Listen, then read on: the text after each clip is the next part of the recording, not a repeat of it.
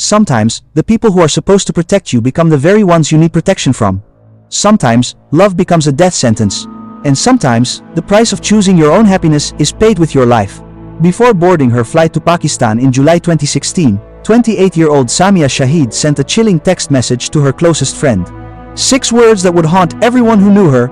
Pray that I return alive. Within 6 days, Samia would be dead, raped, strangled, discarded at the bottom of a staircase like unwanted baggage.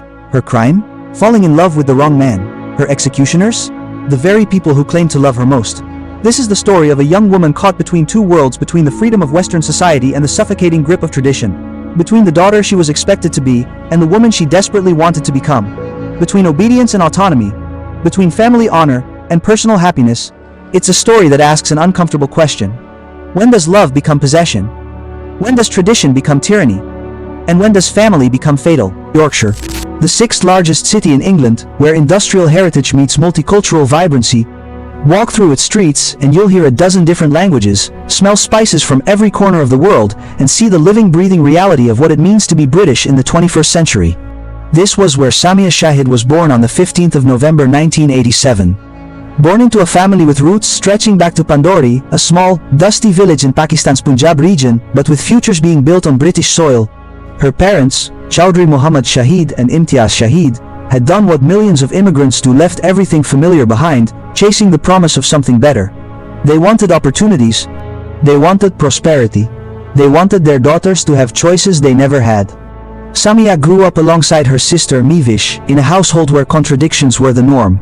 Go to British schools, but remember you're Pakistani. Speak English in the streets, but Urdu at home. Wear Western clothes, but know that modesty is paramount. Dream big, but not too big. Want things, but not the wrong things. Be independent, but only within limits we'll define for you. The Shahid family wasn't just another immigrant household trying to make ends meet. They were successful, visible, embedded in Bradford's Pakistani community. They ran a limousine and car hire business. Samia's uncles owned local establishments, a fish and chip shop here, a florist there. The family name meant something, reputation mattered. What people thought carried weight. And with 5 brothers on her mother's side, all well known locally, the Shahid family had status to maintain, they had honor to protect. And in their cultural framework, honor was a fragile, precious thing, easily tarnished by a daughter's choices. Those who knew Samia describe her as magnetic, bright, vivacious, the kind of person who lit up a room just by entering it. She had that rare combination of warmth and energy that drew people to her like moths to a flame. She loved fashion and spent hours perfecting her appearance, experimenting with makeup and hairstyles. She loved the thrill of speed, the rush of adrenaline, renting cars and pushing the accelerator to the floor, even though, ironically, her family forbade her from driving. She loved her large, sprawling family with an intensity that would ultimately prove fatal. Above all, she was a daddy's girl. Chaudhry Muhammad was her hero, her protector, her provider. His word was law. His approval was oxygen. His love was everything. She would have done anything for him. She did do everything for him. And that was precisely the problem. Samia worked part-time at the Bradford post office, but her father financed her lifestyle generously. She got almost everything she wanted within the boundaries he set. And those boundaries, invisible as they were made of steel. Because beneath the surface of this loving father-daughter relationship lay an unspoken understanding. Samia belonged to her family. Her choices were not entirely her own. Her life was not purely hers to direct. And when the time came, she would do what was expected of her. That time came in 2012. When Samia turned 25, arranged marriages are complicated territory. Not all arranged marriages are forced marriages. There's a spectrum, a continuum of consent and coercion that varies wildly from family to family. Some couples in arranged marriages find genuine love, some find contentment, some find partnership, but some find prison. When Samia's parents approached her in 2012 about marriage, they weren't asking, not really, they were informing. The groom had already been selected, Muhammad Shakil, Samia's cousin from Pandori. A man she'd known since childhood. A man she'd always seen as a brother, never a potential husband. A man who had recently been released from prison for shooting someone in a land dispute. But in the calculus of traditional arranged marriages, compatibility, attraction, and personal preference often take a backseat to other considerations. Keeping wealth in the family. maintaining connections to the ancestral homeland, strengthening family bonds, ensuring that property and assets stay within the clan. Samia was a pawn in a much larger game of family politics and economic strategy. And because she loved her family, because she was desperate for their approval, because disappointing them felt like dying, she said yes. Not because she wanted to marry Shakil, but because she wanted her family to be proud of her. Because she couldn't bear to see disappointment in her father's eyes. Because she had been raised to believe that family came first, always, no matter what. So she went through the motions. She went to Pakistani boutiques and selected elaborate wedding outfits. She chose jewelry. She posed for photos. She smiled when people congratulated her. She pretended to be excited, but inside, she was screaming. Before leaving for Pakistan for the wedding ceremony, Samia confided in a friend, "I'm making the biggest mistake of my life. I can't believe this is happening." Her sister Mevish would later dispute this characterization, insisting that Samia had multiple proposals and chose Shakil herself, that this was an arranged marriage but not a forced one. But the distinction between arranged and forced becomes blurry when a lifetime of emotional conditioning has taught you that saying no to your family is not really an option. On the 27th of February 2012, the wedding ceremony began. 4 days of celebration, over 1,000 guests, music, food, elaborate rituals, and endless photographs. The appearance of joy. The performance of happiness. As a wedding gift, Chaudhry Muhammad gave the newlyweds their own house in Pandori, right next to the family home. Generous? Perhaps. But also strategic, keeping Samia close, keeping her monitored, keeping her in the fold. When Samia arrived in Pakistan to meet Shakil before the wedding, she texted friends that she couldn't even look at him, that she was grateful she didn't vomit at the sight of her fiancé. These are not the words of a willing bride, these are the words of someone trapped.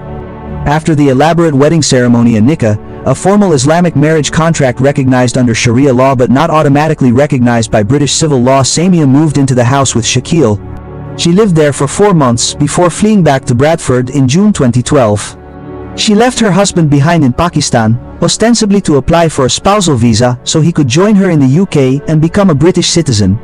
But Samia was in no hurry to process those papers. She was in no hurry to bring Shakil to England, because that would mean continuing a marriage she never wanted in the first place. Back in Bradford, Samia's friends noticed changes. The vibrant, laughing girl they knew seemed dimmed, anxious, brittle. She harbored obvious resentment toward her parents. She became nervous and agitated whenever Shakil was mentioned. And Shakil, even from thousands of miles away, was watching. He insisted on daily Skype video calls. He demanded she stay in contact most of the day. He monitored her movements, her activities, her life. Even in England, even in her parents' house, Samia felt like a prisoner. In August 2012, she sent a voice message to a friend that revealed the depth of her despair. She wanted to die, she said. She hated her life. She no longer wanted to be Shakil's wife. Yet her family painted a completely different picture.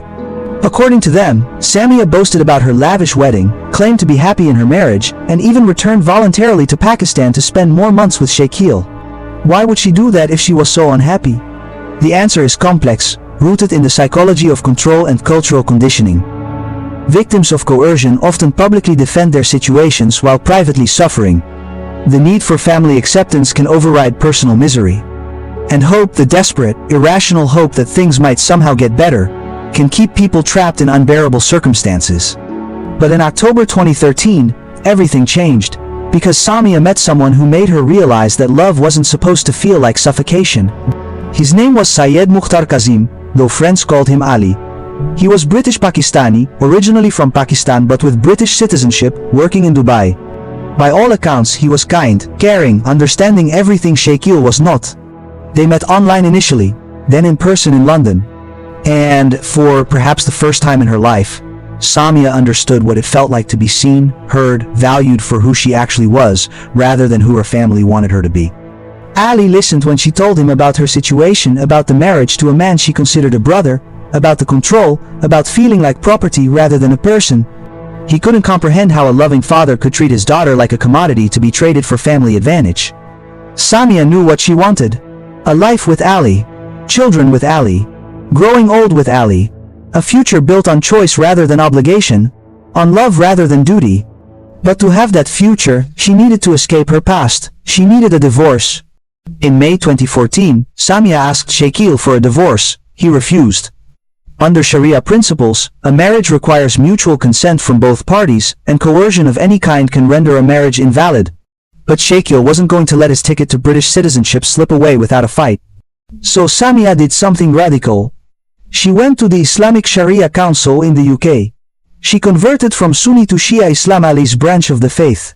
And she stood before a cleric, and under oath, told the truth. Her first marriage had been forced, done without her free will, under intense family pressure. The cleric handling her case, Mr. Kazmi, attempted to contact Shakil for his version of events, but Shakil refused to cooperate. Based on the evidence and Shakil's non-responsiveness, Mr. Kazmi declared Samia's marriage to Shakil invalid. Several friends accompanied Samia when she signed the divorce papers. Strangely, her family with whom she still lived knew nothing about it. Or perhaps they did know and chose to ignore it, hoping she'd come to her senses and fulfill her obligations. In September 2014, Samia and Ali married in Leeds in a private ceremony, attended only by close friends. The same cleric who granted her divorce, Mr. Kazmi, performed the nikah. Samia later told a friend she felt like a princess. She glowed with genuine happiness. She was radiant in a way she'd never been during her first wedding. This time, they also registered their marriage at a UK registry office, making it legally binding under British law. For a brief, shining moment, Samia had exactly what she wanted. She had chosen her own path. She had claimed her own life. She had decided her own future. But her family was about to make sure she paid dearly for that audacity.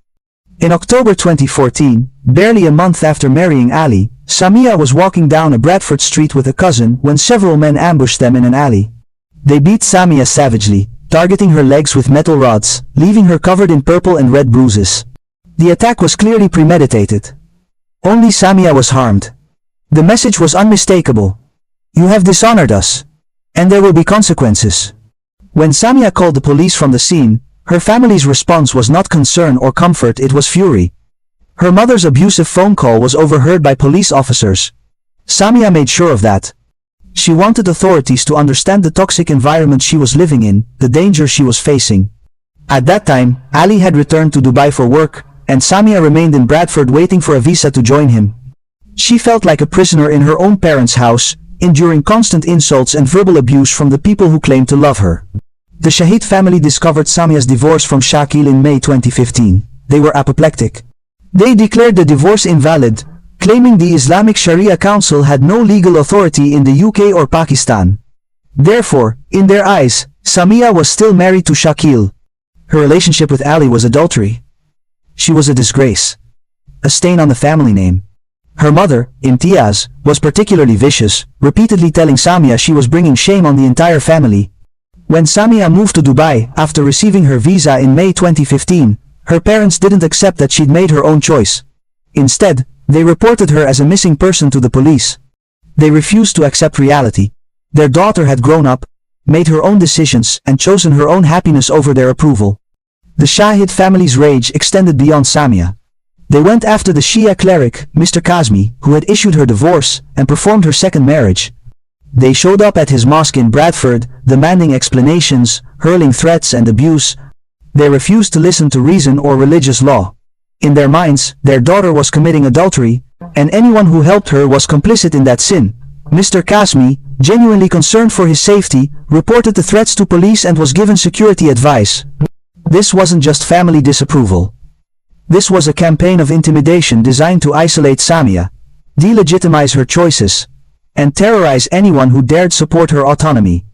Meanwhile, in Dubai, Samia was living the life she'd always dreamed of. She cooked, drove, explored the city, and most importantly, loved freely. She and Ali were trying for a baby. She posted about her happiness on social media. She was building the future she'd chosen. But she couldn't fully let go of her family. That deep, aching need for their approval, the need that had been cultivated in her since birth, never entirely disappeared. She spoke to her parents almost daily, trying desperately to make them understand that she wasn't trying to hurt them, that she just wanted to be happy. She dreamed of reconciliation. She wanted her father to meet Ali, to see how kind he was, to accept him as a son-in-law. She wanted her future children to know their grandparents. She wanted to exist in both worlds, her new life with Ali and her old life with her family. She wanted the impossible. In June 2016, Shakil's mother Samia's aunt died. Samia was devastated. She'd loved her aunt and wanted desperately to attend the funeral in Pakistan, but Ali begged her not to go. The danger was too great. Too many relatives felt dishonored by her actions. The risk was too high. Reluctantly, she agreed to stay in Dubai. But then, in July, came another call. This one from her mother and sister. Chaudhry Muhammad's health had deteriorated dramatically. He was in Pakistan. His diabetes was out of control. He might not have much time left. If Samia didn't come now, she might never see her beloved father alive again. For Samia, this was unbearable. The man who had been her hero, her provider, her world, the man whose approval she'd spent her entire life seeking, was dying. How could she not go? How could she live with herself if he died without seeing him one last time? Ali was distraught. He argued against the trip. He had a terrible feeling. Something felt wrong. But how could he stop her? It was her father. Her decision. Mevish had already booked the ticket. Everything was arranged. All Samia had to do was show up. On the 14th of July 2016, Ali drove his wife to the airport. He told her she could still change her mind, still turn back. But Samia, excited about reuniting with her family, assured him everything would be fine. They said goodbye. She boarded the plane. Before her flight, she'd sent that haunting message to a friend. Pray that I return alive. Some part of her knew. Some instinct screamed danger. But the pull of family, the hope for reconciliation, the desperate need to see her father one last time, it overrode her survival instinct.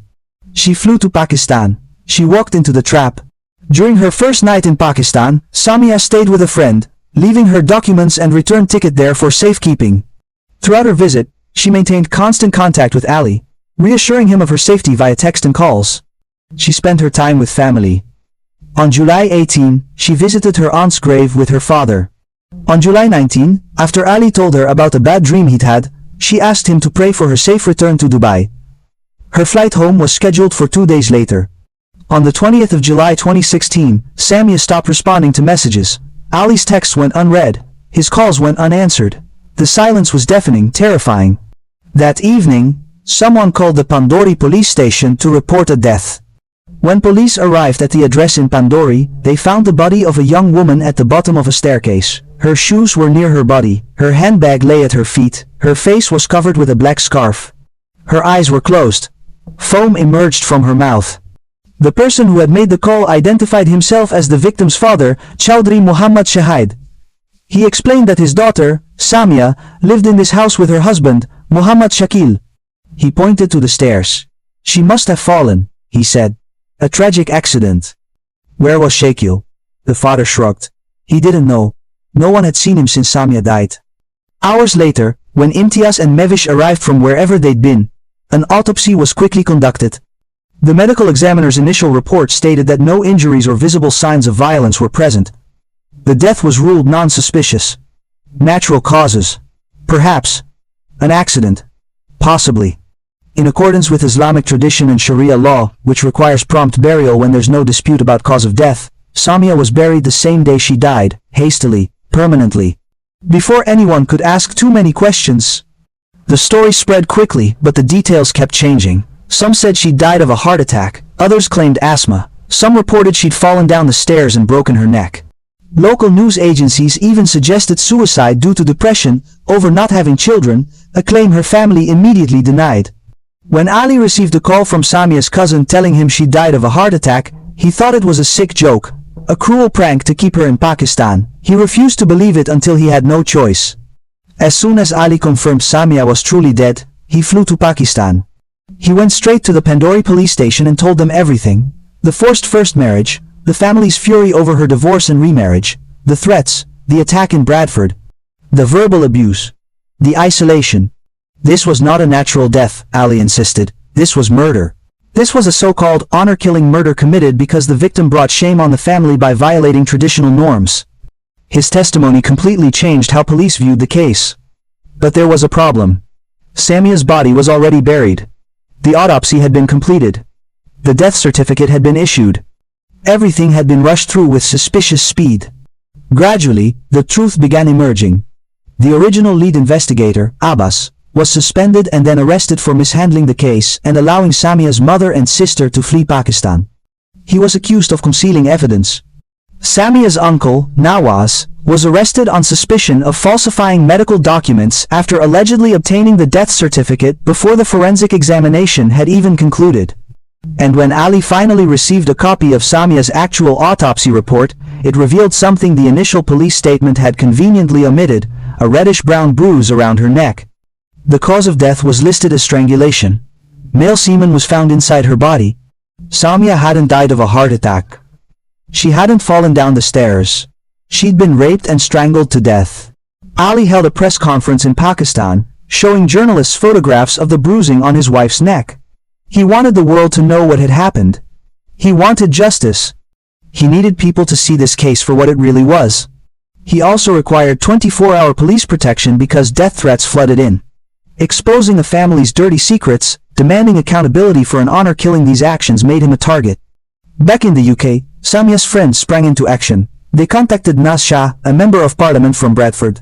MP Shah wrote directly to Pakistan's Prime Minister, explicitly calling Samia's death an honor killing and demanding a thorough investigation. Only after international pressure, media attention, and political intervention did Pakistani authorities launch a real investigation. 8 days after Shakil fled the scene, he was finally found and arrested. Chaudhry Muhammad Shahid was also taken into custody. Both men were interrogated. And Shakil confessed. According to Shakil's statement to police, he was enraged that Samia had left him, that she'd prevented him from moving to the UK and becoming a British citizen. On the morning of July 20, he searched through her belongings, looking for her passport and return ticket. He couldn't find them. Samia had wisely left them with a friend. Shakil tried to force Samia to annul her marriage to Ali and stay with him in Pakistan. She refused. Furious, he threw her onto a bed and raped her. When she tried to escape the house, he caught her. He wrapped her scarf around her neck. He squeezed. He strangled the life out of her. But investigators believed Shakil hadn't acted alone. When Samia tried to flee the house after being raped, she would have had to pass her father. Chaudhry Muhammad, the man she'd called her hero her entire life, allegedly held his daughter's legs while Shakil strangled her. Then, after she was dead, he called police and tried to make it look like an accident. Deputy Inspector General Abubakar Buksh, who led the investigation, stated unequivocally, "This was a premeditated and cold-blooded honor killing. Both Muhammad Shahid and Muhammad Shakil were involved." The motive? Samia had dishonored the family. She'd divorced her cousin, married outside the approved circle, defied her parents' wishes, and prioritized her own happiness over family reputation. In the calculus of honor-based violence, that made her disposable. It was even claimed that Chaudhry Muhammad intended to invoke the Diya law, a provision in Pakistani law that allows a murder victim's family to pardon the killer. In other words, he planned to forgive his own nephew for murdering his daughter, letting Shakil walk free after killing Samia. Despite Shakil's confession, despite the forensic evidence, despite the clear signs of a coordinated cover-up, the Pakistani justice system failed Samia Shahid. In September 2018, after spending 2 years in custody, Shakil was released on bail. His confession to police wasn't deemed sufficient for conviction under Pakistani law. He walked free. In 2019, Shakil remarried a British Pakistani woman and applied for a spousal visa to enter the UK. His ultimate goal remained unchanged: British citizenship. He was still trying to get what Samia had died trying to prevent him from obtaining. Fortunately, MP Naz Shah personally intervened to ensure his visa application was denied. At least he wouldn't get to live in the country where his victim had grown up, where her friends mourned her, where her life had been stolen from her. Chaudhry Muhammad Shahid spent 4 months in prison before appealing to Pakistan's Supreme Court. The court found the evidence inadequate to hold him. He was released. In January 2018, he was hospitalized for kidney failure. He died in a Lahore hospital at age 52. He never faced trial for his daughter's murder. He never answered for holding her legs while her ex-husband strangled the life from her body. He died without ever being held accountable. In October 2016, arrest warrants were issued for Samia's mother, Imtiaz, and her sister, Mevish. But they'd already fled Pakistan and returned to the UK. They were never extradited. They were never prosecuted. They faced no consequences. Mevish gave interviews presenting an entirely different narrative. According to her, their family was progressive and free. Their parents never forced them into anything. Samia had complained constantly about Ali, saying he took her money and that life in Dubai was miserable, not the paradise everyone imagined. She even had photos, she claimed, showing Samia's supposedly terrible living conditions in Dubai. Mevish suggested that the accusations against their family were lies that destroyed them, ruined their reputation and left them impoverished. But this version of events doesn't explain the bruises around Samia's neck. It doesn't explain the semen inside her body. It doesn't explain why Shakil confessed to rape and murder. It doesn't explain why Samia texted "Pray that I return alive" before boarding her flight. It doesn't explain the voice messages to friends saying she wanted to die, that she hated her life with Shakil. It doesn't explain why a young woman who was allegedly happy and free ended up dead at 28, buried within hours in Pakistan, far from the life she'd been building in Dubai. Samia Shahid deserved better. She deserved to make her own choices, even if those choices were mistakes. She deserved to fall in love, to marry whom she wanted, to build the life she envisioned. She deserved to become the mother she dreamed of being, to raise children in England, to grow old with the man she loved. She deserved to live. Instead, she became another statistic in the global epidemic of honor-based violence, a form of abuse and murder that claims thousands of lives annually, predominantly affecting women and girls.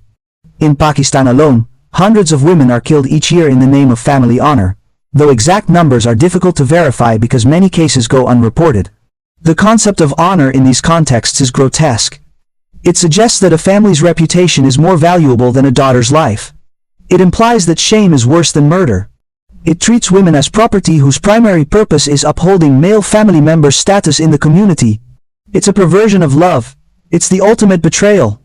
Samia loved her family deeply. That love is what trapped her, what made her vulnerable, what ultimately killed her. She couldn't fully break free because she couldn't bear to lose them. She kept reaching out, kept trying to make them understand, kept hoping for reconciliation, even when it was clear they saw her autonomy as a crime deserving death. Her final trip to Pakistan was motivated by love for her father, and her father allegedly participated in her murder.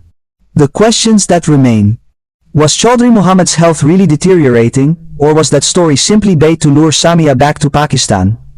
Were her mother and sister complicit in setting the trap? What did they know, and when did they know it? Why was the initial investigation so obviously corrupted? How much money changed hands? Who was paid to look the other way?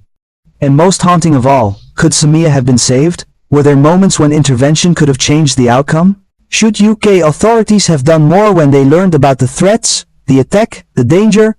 These questions may never have satisfying answers. What we know for certain is this. On the 20th of July 2016, a vibrant, loving, hopeful young woman was raped and murdered by men who claimed to love her, for the crime of choosing her own happiness. Her killers faced minimal consequences. Her family maintains their innocence, and Samia remains buried in Pakistan, far from the life she was building, the husband she adored, and the future she'd barely begun. If you're watching this video, remember Samia Shahid's name. Remember that she was more than a victim. She was a person with dreams, fears, hopes, and love to give. She was a daughter, a sister, a wife, a friend. She was someone who laughed, who drove too fast, who loved fashion and her father's approval in equal measure. Remember that honor-based violence is not culture. It's not tradition.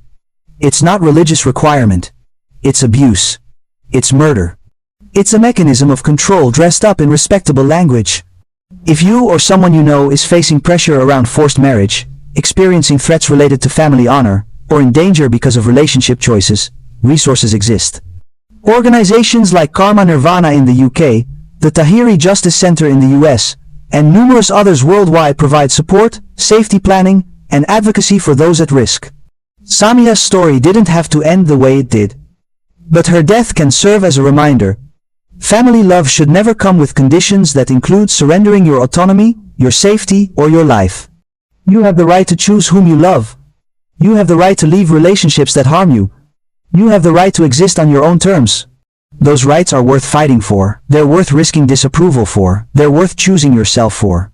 Samia tried to have both her family's love and her own autonomy. In the end, she was forced to choose, and that choice cost her everything. Rest in peace, Samia Shahid. You deserved so much more than the world gave you. If you found this story compelling, like this video, and leave your thoughts in the comments below.